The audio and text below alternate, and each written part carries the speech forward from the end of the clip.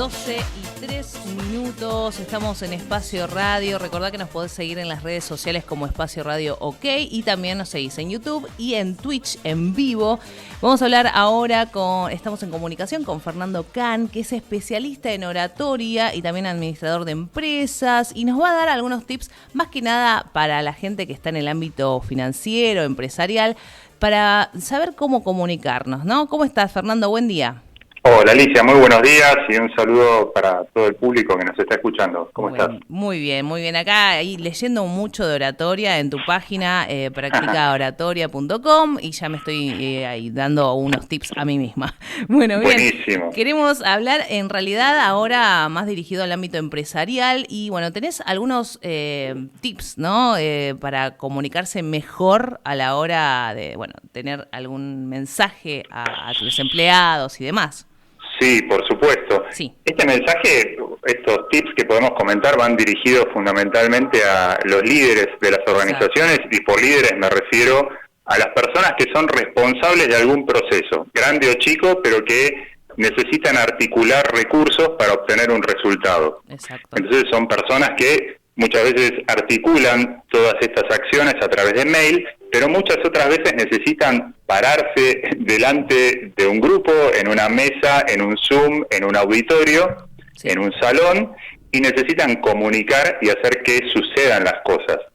Entonces, muchas veces se observa en las empresas, en las asociaciones civiles, en las ONGs, se observan algunos errores típicos en los que todos alguna vez hemos caído y que se pueden evitar, pero esos errores terminan afectando el poder de resonancia de nuestro mensaje, sí, y hacen que todo eso que queremos comunicar y que suceda llegue con menos fuerza o que se entienda de otra manera. O sea, entonces, como que el mensaje está medio como sucio, digamos. Como que claro, exacto, ya que estamos en la radio con distorsiones. Exacto. Entonces llega de una manera que podría llegar mucho mejor si le prestamos atención a algunas cuestiones. Bien. Si te parece bien, te comento cuál es el primero de esos puntos a tener en cuenta. Dale, buenísimo. Que se trata de algo muy conocido, que son las muletillas. Sí.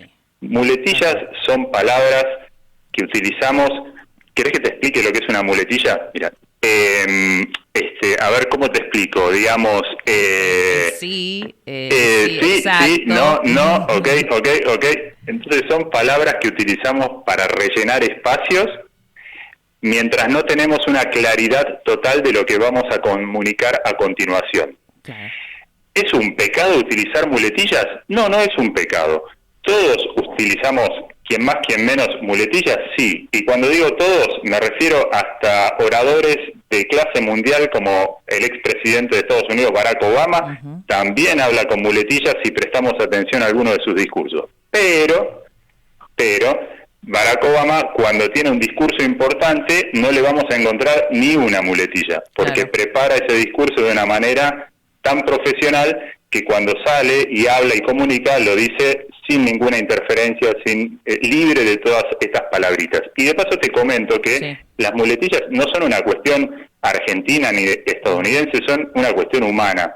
Y las encontramos en todas las culturas. Y también en diferentes países las llaman de otra manera. Por ejemplo, en México a las muletillas las llaman vacilaciones, porque la persona está vacilando, está dubitativa. Y en Estados Unidos, inclusive en Alemania, con otras palabras, pero tiene la misma traducción, son palabras de relleno, filler words, por ejemplo, en inglés. Es que tenemos la idea de que si estamos constantemente hablando, estamos comunicando, y por eso queremos hacer como ruido también en esos silencios, ¿no? Creo que es eso también. Totalmente. Ese espacio vacío que en realidad es una pausa que necesitas para que la otra persona también entienda lo que estás diciendo. Totalmente, y es el miedo que le tenemos a hacer esa pausa que nos lleva muchas veces a llenarlo con sonido, que en este caso son las muletillas, pero excelente lo que decís, es tal cual, muchas veces el silencio, la pausa, permite que la idea asiente del otro lado, sea asimilada y que uno pueda, después de esa pausa, que pueden ser 3 segundos de pronto, continuar con el mensaje. Y las muletillas, ¿qué es lo que generan del otro lado? Pueden generar la noción o la impresión de que el discurso no ha sido bien preparado o que no se tiene claridad. Claro, exactamente.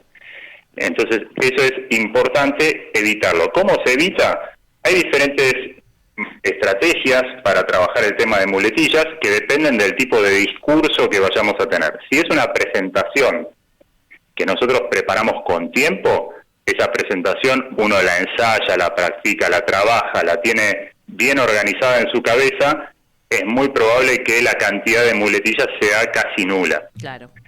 Pero en la medida que uno... ¿Cómo, perdón?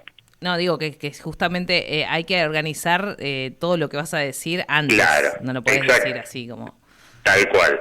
El tema es cuando estamos en un ámbito más vertiginoso, en donde no hay preparación previa y donde tenemos que salir al ruedo con algunas palabras y estamos improvisando en el momento. Ahí es cuando aparecen el máximo de muletillas. Tal cual. Y la manera de empezar a trabajar eso es, primero, tomar conciencia de cuáles son las nuestras, porque no todos trabajamos siempre con las mismas. Las clásicas argentinas son el pero teníamos otras que habías mencionado vos. Ok, sí, no, que todos las utilizamos. El problema con la muletilla no es, de vuelta, no es que esté ni bien ni mal. El problema es cuando se convierte en una distracción, porque ese es el propósito del orador, mantener una conexión de nuestro mensaje con nuestro público. Si utilizo estas interferencias de manera muy frecuente, hago que el público empiece a desviar su atención hacia la interferencia, hacia la muletilla, y entonces deja de prestar atención a nuestro mensaje. Y por ahí pasa esta cuestión de por qué hay que cuidarse o empezar a trabajar en reducir las muletillas. ¿Sí? Perfecto. Ahí te dije una, ¿sí? Sí, correcto. Bueno, a ver, y después el segundo tip. El segundo, que también se escucha mucho en las reuniones de empresas, reuniones de trabajo, son los tecnicismos y los anglicismos.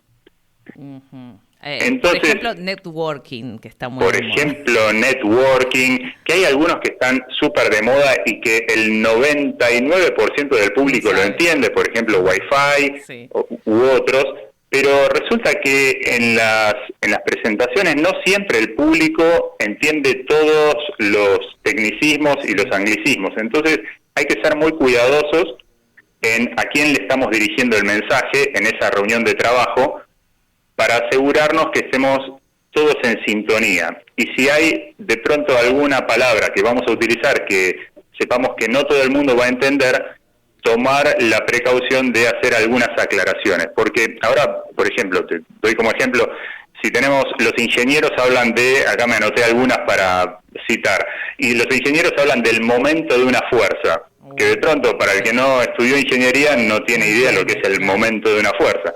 El abogado te dice, este tema quedó en abstracto, por ejemplo. Claro. O el economista te habla de una curva de indiferencia. Y vos decís, bueno, pero ¿a qué se estará refiriendo? El médico te habla de doble ciego y el político te habla de armado. Entonces son palabras muy de jerga, muy específicas, que si yo voy a comunicar en un ámbito que es multidisciplinario, en donde hay personas de diferentes formaciones, es importante tenerlo en cuenta y tomarse un segundito para hacer una aclaración. Para quienes no conocen esta temática, nos estamos refiriendo a esto y después continuás. Sí. Porque a veces cuando no comprenden o no saben, muchas veces tampoco preguntan y se quedan afuera del mensaje. Y ahí uno va perdiendo conexión con el público. Y ahí empieza la muletilla también. Ahí empieza la muletilla también. Claro. Y después los anglicismos exagerados, por ejemplo, vamos a hacer el kick-off del startup con un markup del 200% para tener un revenue outstanding. Y ahí ya nos perdimos en la mitad. Perdimos a la mitad. Bien, y por último, que es la parte que a mí me encanta, que es el uso del PowerPoint. Creo que es algo muy, muy visual, como que te da la memoria, como la memoria visual, digo, ¿no? El PowerPoint es una herramienta maravillosa que según cómo se utilice puede potenciar tu mensaje o puede anular tu mensaje. Entonces hay varias cuestiones a tener en cuenta a la hora de armar un PowerPoint. La primera es, ¿qué es más importante para vos? ¿Lo que tenés para decir o lo que tenés para mostrar en el PowerPoint? Probablemente la respuesta sea depende. Pero te hago una repregunta. ¿Y si se corta la luz, se rompió el proyector, dejó de andar el cable HDMI, El problema técnico que se te ocurra, que haya montones y pasa más seguido de lo que uno cree, ¿qué era más importante, el PowerPoint o tu presentación? A mí me ha pasado de ver gente que lee tal cual el PowerPoint. O sea, lo lee letra por letra. Bien.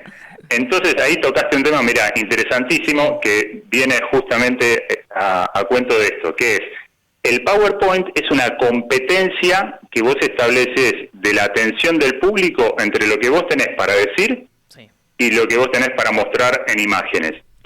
Entonces, cada vez que vos requerís la atención de un público, esa atención le cuesta mucha energía al cerebro de la gente que te está escuchando y te está viendo. En la medida que vos dividís esa atención en imágenes y palabras, estás provocando un sobreesfuerzo del público para seguir las dos cosas. Por eso, los PowerPoints que tienen abundancia de imágenes son más sencillos de entender rápidamente y ayudan a que el público acompañe lo que está diciendo o entienda más rápido lo que está comunicando el orador o la oradora, a diferencia de cuando el PowerPoint está repleto y plagado de texto y de números y de gráficos con letra muy chiquitita. Porque ahí lo que sucede es que el público tiene que hacer un súper ultra esfuerzo por decodificar la información que está en el PowerPoint mientras el orador le está hablando, y lo que suele ocurrir es que dejan de atender a alguno de los dos. Sí, porque no se puede. No se puede. No se puede. Bien, bueno, esos fueron los 3 puntos, pero yo tengo algunas preguntas como para meternos en el ámbito, ¿no?, de la empresa. ¿Las empresas le están dando lugar a la comunicación actualmente? ¿Hay un departamento específico de comunicación? ¿Hay alguien que los asesore como vos, por ejemplo?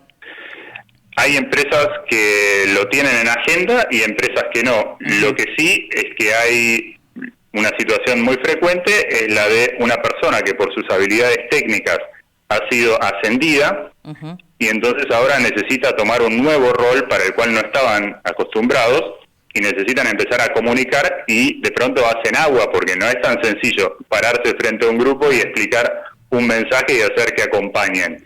Requiere entender y tener asimiladas y tener una seguridad personal bien consolidada para poder asumir ese nuevo rol. Entonces hay empresas que lo entienden y le dan el lugar y toman estas capacitaciones para sus equipos, y hay otras empresas que de pronto no lo hacen y son los mismos nuevos líderes que salen a buscar esta ayuda porque se dan cuenta que una presentación fallida, otra presentación fallida, dicen, acá hay algo que necesito mejorar, no me sale igual que el otro que habla y todos están maravillados. Entonces, algo, bueno, empiezan a buscar curso de oratoria, y así se va. A buscar. Exactamente. Te hago una consulta. ¿Vos no creés que oratoria quizás debería ser una materia en todas las carreras en general en la universidad? Te duplico la apuesta. Sí. Tendría que arrancar en la primaria. Claro. Como finanzas también. Como finanzas personales, totalmente. Tendría que ser algo que todos los alumnos, las alumnas que salen de la primaria ya empiecen a tener ese primer acercamiento y que no vivan estas situaciones de examen oral como un castigo, como una tortura. Frustración, ¿no? Frustración, exacto. Porque es lo que te frustra. Después decís tantos años estudiando y de repente me encuentro con un grupo de personas que me pone nervioso, nerviosa, exacto. Y perdí la información. Exactamente, exacto. Sí, tendría que estar, y de hecho sorprende muchas veces materias o carreras, tal vez sí, como Derecho, que ahora empieza a cobrar impulso los juicios orales, sí, y que de pronto tenés una gran cantidad de abogados que están buscando perfeccionar estas habilidades de comunicación porque no lo han tenido como tal vez sí como una extra programática, sí, como una cuestión opcional, como una posibilidad, pero no sentarse delante y bueno, cómo estructuro un mensaje, cómo lo diseño, cómo lo ensayo, cómo lo preparo. Licenciaturas en comunicación tampoco tienen mucha práctica tampoco en las universidades. Y después he tenido clientes que venían con esa formación y también me ha sorprendido que no formaba parte así de una cuestión central, troncal de la carrera. Sí. Sí. Bueno, ahora quiero preguntarte, ¿cómo puede hacer un empresario para contactarse con vos y asesorarse de cómo dirigirse a su público? Maravilloso. Pueden escribir en Google practicaoratoria.ar, no es .com, es .ar, sí. practicaoratoria.ar, y me encuentran la web, y si no entran a Instagram o TikTok, ponen Practica Oratoria y les va a aparecer mi perfil. Perfecto. Y me pueden escribir de ahí, contactarme, y tienen ahí, inclusive en la página, tienen el número de WhatsApp y demás. Me pueden contactar, y con mucho gusto. Nosotros te vamos a contactar seguramente, porque este tema es para los empresarios y para la gente que está metido en finanzas es fundamental, así que seguramente nos vamos a comunicar con vos en cualquier momento. Con todo gusto, y muchísimas gracias, buenísimo. No, muchas gracias. Estábamos hablando con Fernando Can, especialista en oratoria y administrador de empresas. Recuerden, Practica Oratoria, ahí pueden encontrarlo, practicaoratoria.ar, pueden encontrarlo con sus cursos, y nosotros vamos a seguir en Espacio Radio también con actualidad.